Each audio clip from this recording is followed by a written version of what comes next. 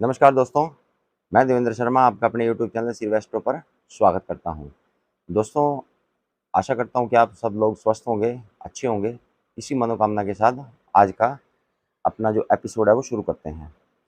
दोस्तों, आज का टॉपिक है कुंडली में बनने वाला नीच भंग राजयोग। तो ये राजयोग, नीच भंग राजयोग कैसे बनता है, कैसे काम करता है और किन किन ग्रहों की युति से बनता है और इसकी कैंसिलेशन कैसे होती है, आज हम इस वीडियो में इसके बारे में जानकारी प्राप्त करेंगे। तो दोस्तों, शुरू करते हैं। अब उससे पहले दोस्तों एक बार आपको ये बता देता हूँ कि कौन सी राशि में कौन सा ग्रह जो है वो नीच का होता है। तो आप चार्ट में देख सकते हैं। तो इस चार्ट में ये मेष लग्न का चार्ट है। तो इसमें एक नंबर की राशि में, जहाँ एक नंबर लिखा है वहाँ पर एक नंबर की राशि में शनि देवता। तो एक नंबर की राशि में शनि देवता नीच के होते हैं दोस्तों। और 3 नंबर की राशि में केतु देवता नीच के होते हैं। और जहाँ 4 नंबर लिखा है वहाँ पे मंगल देवता नीच के होते हैं। और 6 नंबर लिखा है तो शुक्र देवता नीच के होते हैं।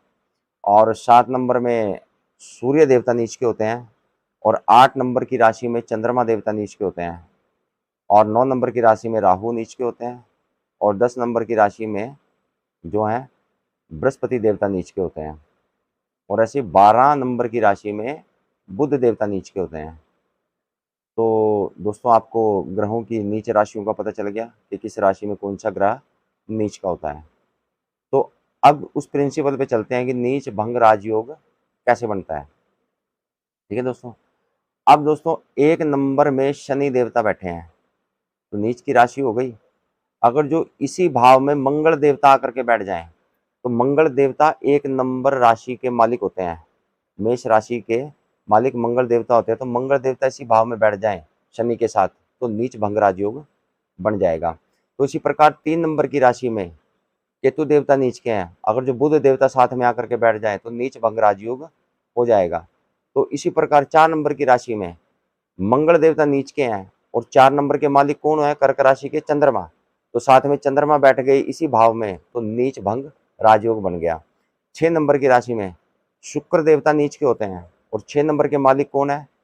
कन्या राशि के बुध देवता। तो साथ में बुध आकर के बैठ गए तो शुक्र की नीचता भंग हो जाएगी। तो ये नीच भंग राजयोग बन जाएगा। तो इसी प्रकार 7 नंबर की राशि में सूर्य जो होते हैं वो नीच के होते हैं। ठीक है। और एक नंबर की राशि में 7 नंबर की राशि में सूर्य जो है नीच के होते हैं। और 7 नंबर की राशि में यदि शुक्र देवता आकर के बैठ जाएं, क्योंकि तुला राशि के स्वामी शुक्र देवता होते हैं, शुक्र देवता आकर के बैठ गए तो सूर्य की नीचता भंग हो जाएगी। ठीक है दोस्तों। तो कहने का मतलब है कि जिस राशि में कोई ग्रह नीच का हो गया और उस राशि का स्वामी उसके साथ बैठ जाए तो उसकी नीचता को भंग कर देता है। ठीक है दोस्तों। इसको एक उदाहरण से और समझते हैं कि जिस घर में घर का मालिक बैठा हो तो उस घर में बाहर से आया हुआ व्यक्ति उस घर का बुरा नहीं कर सकता। ठीक है। तो वो उस घर में शुभता ही करेगा, क्योंकि घर का मालिक जब घर में बैठा हो तो बाहर से आए हुए प्लैनेट का या बाहर से आए हुए बुरी चीज का वो घर का बुरा नहीं करने देगा। ठीक है दोस्तों। अब दूसरा प्रिंसिपल क्या कहता है दोस्तों, एक नंबर की राशि में, अब चार्ट में देखिए आप, एक नंबर की राशि में शनि नीच के हैं। ठीक है। तो एक नंबर की राशि में सूर्य देवता उच्च के होते हैं। तो कहने का मतलब ये है, यहाँ पर नीच भंग राजयोग बन गया। तो जिस राशि में जो ग्रह नीच का हो और यदि उसी राशि में कोई उच्च का ग्रह आकर के बैठ जाए तो नीच भंग राजयोग हो जाएगा। तो इसी प्रकार 4 नंबर की राशि में मंगल देवता नीच के होते हैं और 4 नंबर की राशि में बृहस्पति देवता उच्च के होते हैं। तो यदि बृहस्पति देवता साथ में बैठ गए तो नीच भंग राजयोग बन जाएगा। तो इसी प्रकार 7 नंबर की राशि में सूर्य नीच के होते हैं। ठीक है। और उसके साथ में 7 नंबर की राशि में शनि देवता उच्च के होते हैं। तो शनि देवता साथ में बैठ गए तो नीच भंग राजयोग बन जाएगा।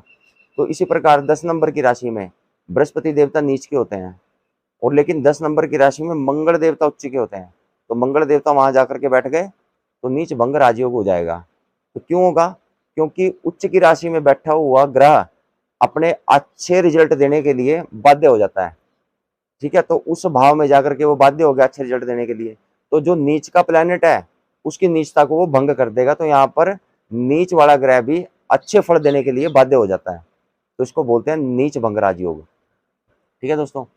और एक कंडीशन हो रहा है इसकी कि जिस राशि में कोई नीच का प्लैनेट बैठा है, सपोज करो 4 नंबर की राशि में मंगल देवता नीच के बैठे हैं, और उसके साथ में ना तो चंद्रमा देवता है और ना बृहस्पति देवता है, दोनों नहीं है, तो ऐसे में यदि चंद्रमा 7वें घर में बैठ के, उसके सामने बैठ कर या कहीं भी बैठ करके उस प्लैनेट के ऊपर अपनी दृष्टि डालता है, तो भी वो नीच भंग राजयोग बना देता है, क्योंकि उस घर का मालिक अपने घर को देख रहा है, तो वो देखने मात्र से भी उस प्लैनेट को बुरा नहीं करने देगा उस घर के अंदर, एक पार्टिकुलर घर के अंदर।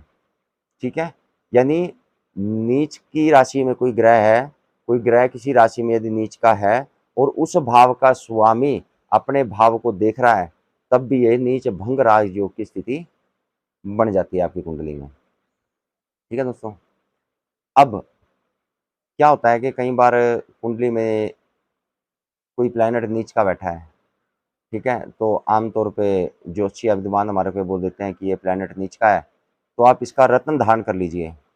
तो दोस्तों, यदि वो ग्रह नीच का है, आपकी कुंडली में बुरे फल देने के लिए वो बाधित है, और उसके बाद आपने उसका ही रत्न धारण कर लिया या किसी ने आपको उसी प्लैनेट का रत्न धारण करवा दिया, तो वो अपने बुरे प्रभाव में 10 गुना वृद्धि कर देगा।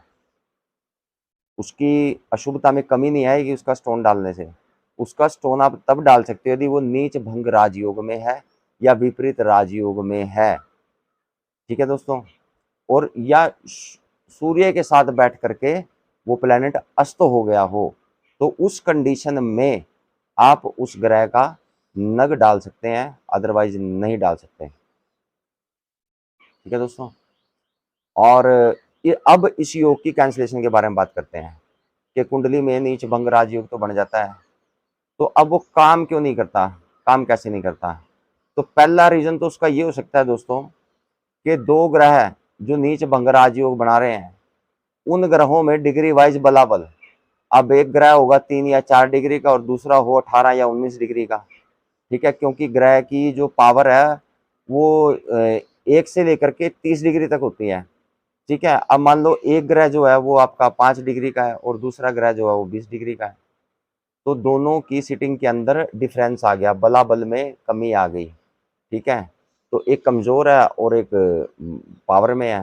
ठीक है, तो भी ये योग जो है काम नहीं करेगा अच्छे से। आपकी नीच भंग राजयोग आपका अगर जो 6, 8 या 12 के भाव में बन रहा है, तब भी ये योग जो है काम नहीं करेगा, क्योंकि छठा योग हमारा कोर्ट कचहरी लिटिगेशन मुकदमा का है दोस्तों, और 8वां घर जो हमारा मृत्यु, मृत्यु तुल्य कष्ट, ऑब्स्टेकल, बाधाएं, रुकावटें, और जो 12वां भाव है हमारा जेल यात्रा, अस्पताल की यात्रा, विदेश यात्रा या खर्चे, सब प्रकार के जो भी खर्चे हैं वो 12वें घर से।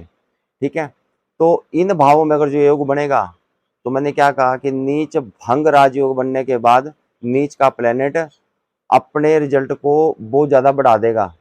ठीक है, तो उस घर को एक्टिव कर देगा, तो छठे घर में बन गया तो आपको कर्जा देगा, मुकदमा देगा, ठीक है, दुर्घटना देगा, और 8वें में बन गया तो ऑब्स्टेकल देगा, 12वें में बन गया तो हॉस्पिटलाइज देगा, बीमारी देगा, बीमारी पे खर्च करवाएगा, तो इस भाव में भी ये योग काम नहीं करेगा।